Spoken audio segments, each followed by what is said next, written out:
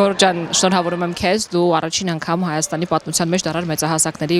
չեմպիոնատում բրոնզե մեդալակիր, ուզում եմ կիսվես զգացողություններով։ Շատ շնորհակալ եմ շնորհավորանքների համար, իսկապես աննկարագրելի էմոցիաներ եմ ապրել եւ ուղղակի բառերով չեմ կարողանում նկարագրել։ Միանշանակ այս մրցաշարին եկել էի ոսկու հետևից, ցավոք սրտի չկարողացա դուրս գալ եզրափակիչ,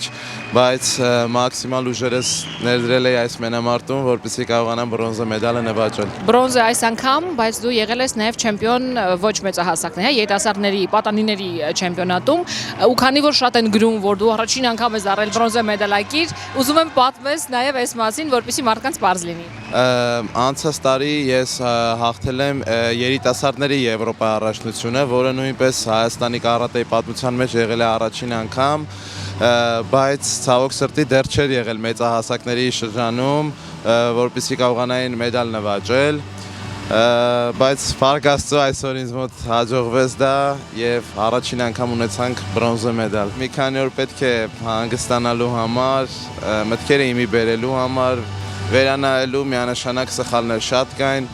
պետք է վերանայել, պատրաստվել առջևում կայանալիք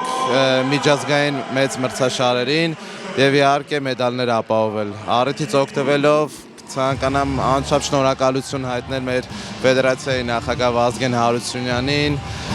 մեր հավաքականի գլխավոր մարզիչ Սերոժա Մակարյանին եւ իհարկե իմ անձնական մարզիչ Սարգիս Հովսեփյանին։ Նրանց մեծ աշխատանքի շնորհիվ է այսօր, որ այս